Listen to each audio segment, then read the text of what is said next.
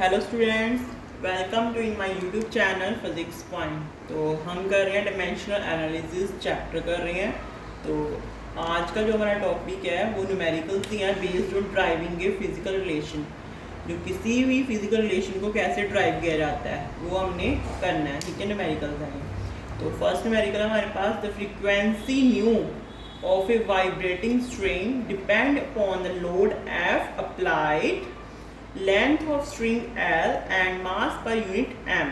अब यहाँ पे जो हमें एम दिया हुआ है वो क्या दिया हुआ, मास पर यूनिट दिया हुआ है, ठीक है। प्रूव हमने करना है nu is equal to 1.2 L F upon M, ये हमने प्रूव करना है, ठीक है।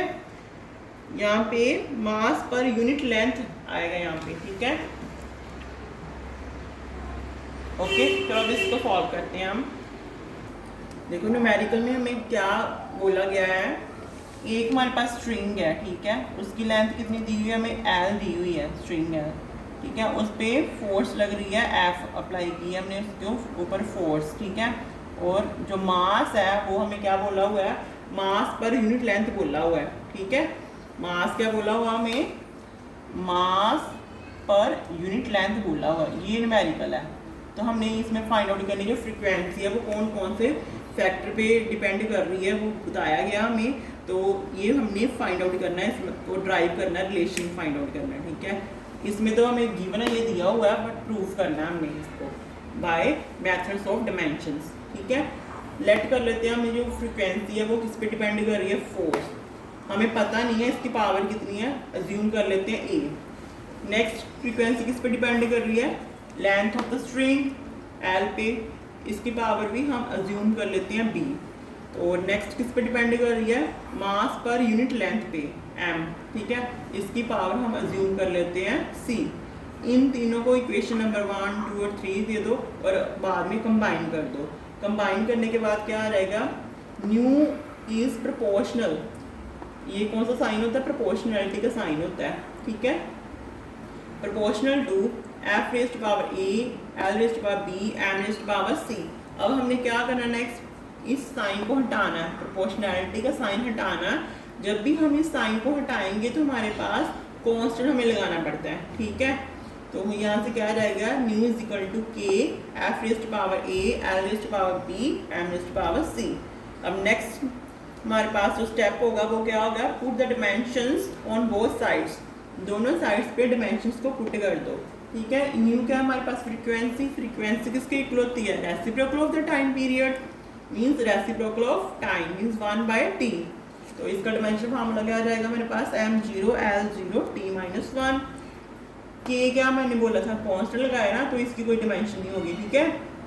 और अब फोर्स की डिमेंशन पुट कर दो, क्या आएगा, m1 l1 t1-2 rest power a, l की dimension l rest power b, m।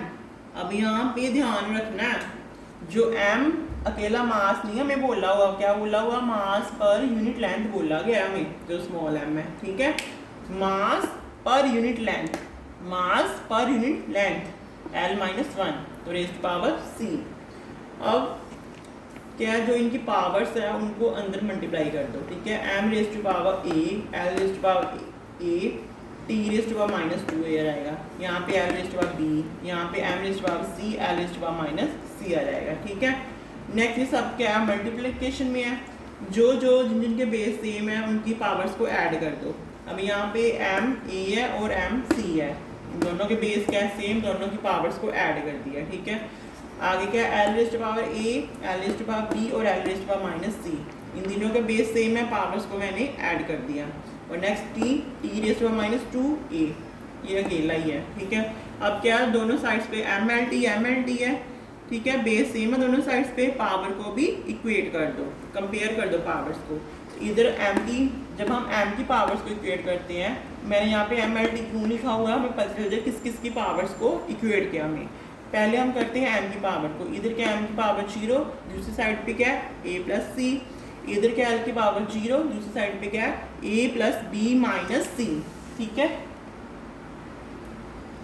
तो नेक्स्ट क्या जब t की पावर को कंपेयर किया, इधर क्या -1 और उधर क्या -2a, यहाँ पे क्या हो जाएगा फिर -1 माइनस और माइनस कैंसिल आउट हो जाएगी, यहाँ से हमें ए की वैल्यू मिल जाएगी, ए इज इक्वल टू 1/2 आ जाएगा हमारे पास। ऐसे ही हम अब ए इज इक्वल टू 1/2 को पुट करते हैं ऊपर, तो यहाँ से हमारे पास सी की वैल्यू आ जाएगी। ओके,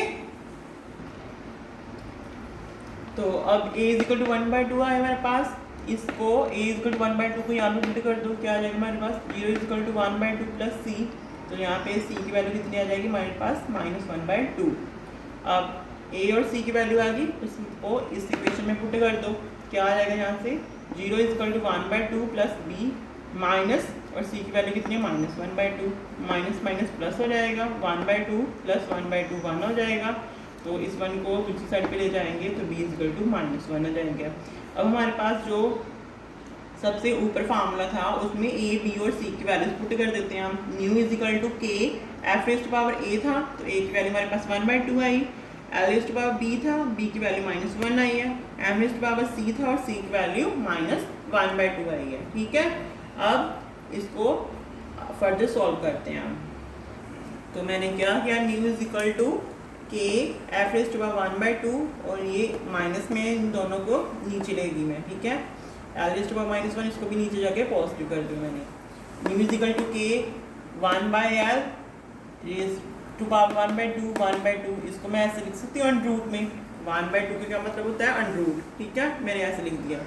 एक्सपेरिमेंटली जो हमारे पास के की वैल्यू आई थी वो 1/2 ये एक्सपेरिमेंटली वैल्यू आई हुई है। ठीक है, तो न्यू इज इक्वल टू 1/2 के की जगह पे मैंने पुट कर दिया 1/2 L F on M under, यही हमने प्रूव करना था। ठीक है, ये ऐसे करना न्यूमेरिकल, ऐसे टाइप के जो भी हमें बोला होगा ड्राइव ए फिजिकल रिलेशन, कुछ टर्म्स दी होगी जो कि किस पे डिपेंड करती होगी, वो फैक्टर्स भी हमें गिवन होंगे। ठीक है, वो क्या करना हमने उन फैक्टर्स पे पहले देखना कौन जो गिवन है हमें, जो भी वो कौन कौन से फैक्टर में डिपेंड कर रही है फिजिकल क्वांटिटी, वो लिखनी है पहले हमने, फिर उसकी अज्यूम कर लेनी हमने, उसकी पावर्स अज्यूम कर लेनी है ABC जितने भी हमारे पास फैक्टर्स होंगे, फिर उसको इक्वेट कर देना, उसमें डायमेंशंस पुट कर देनी, डायमेंशन पुट करके उसको कलेक्ट कर लेनी है ML और T, फिर उसकी पावर्स को इक्वेट कर देना, वहाँ से हमारे पास वैल्यू आ जाएगी A B और C। जो हमारे पास पहले फार्मूला ऐसे वाला बनता है उसमें हमने पुट कर लेनी होती है फिर A B और C की वैल्यू, तो हमारे पास फार्मूला ड्राइव आउट हो जाएगा। ठीक है, ऐसे करना है हमने।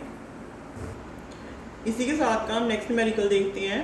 Drive an expression for centimetre force F acting on A particle of mass M moving with velocity V in a circle of radius R। क्या कोई पार्टिकल है, ठीक है, वो मूव कर रहा है सर्कुलर पाथ में मूव कर रहा है। ठीक है, तो यहाँ से क्या होता है, रेडियस R होता है हमारे पास, तो फोर्स लग रही है इस पे F, जो बॉडी है उसका मास है हमारे पास M। ठीक है, और कितनी वेलोसिटी के साथ वो मूव कर रहा है, v वेलोसिटी के साथ मूव कर रहा है।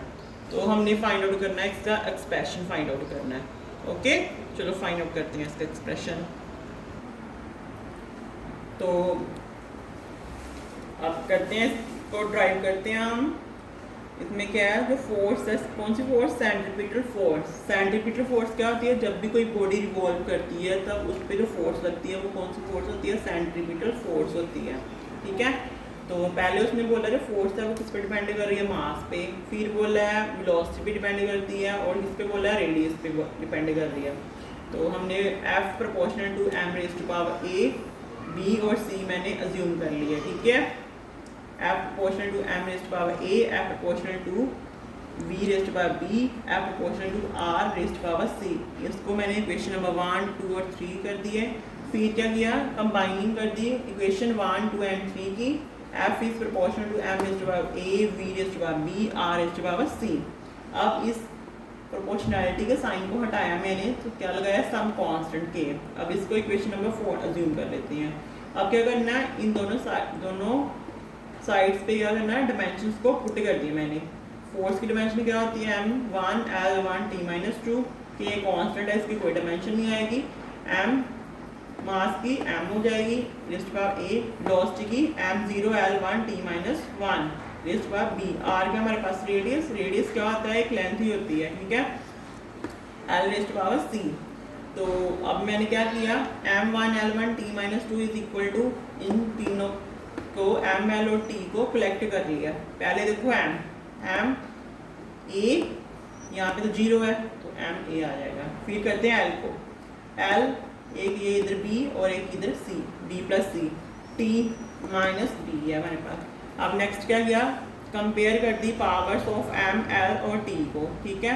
तो अगर m की करते हैं हम, इधर 1 है उधर a किसके इक्वल आ जाएगा, 1 के इक्वल। फिर करते हैं l की, इधर क्या है 1 और उधर क्या है b प्लस c। फिर करते हैं t की, इधर -2 और उधर क्या है minus b, minus minus cancel out हो जाएंगे तो b किसके इक्वल आ जाएगा, 2 के इक्वल आ जाएगा। अब यहाँ से 1 इज इक्वल टू b की वैल्यू में 2 आई थी हमारे पास, पुट कर दी मैंने यहाँ पे, तो plus c is equal to -1 आ जाएगा। a b और c की तीनों वैल्यूज आ गई, उसको पुट कर दो इक्वेशन नंबर 4 में। f is equal to k m raise to power a की value 1, b raise to power b की value 2, r raise to power c की वैल्यू आई हमारे पास -1, ठीक है। तो हमारे पास यहाँ पे क्या आ जाएगा, f is equal to k m v square, r उधर -1 है तो उसको नीचे ले जाओगे तो क्या आ जाएगा, पॉजिटिव में हो जाएगा। तो क्या मिलेगा हमें, कौन सा कैसा रिलेशन मिलेगा, f is equal to K M V square upon R. ये हमने ड्राइव करना था, ठीक है। ओके, आई होप ये सब आपको समझ आ गया होगा अब कैसे करने हैं ऐसे वाले न्यूमेरिकल्स। ऐसे कोई भी रिलेशन ड्राइव करने को बोला हुआ होगा तो ऐसे ही करने हैं न्यूमेरिकल, ठीक है। ये श्योरली है, ये इंपॉर्टेंट न्यूमेरिकल्स हैं, ये आते ही आते हैं एग्जाम में, ठीक है। इसकी अच्छे से प्रैक्टिस करना आप, ओके। नेक्स्ट करेंगे हम नेक्स्ट वीडियो में। Thanks for watching.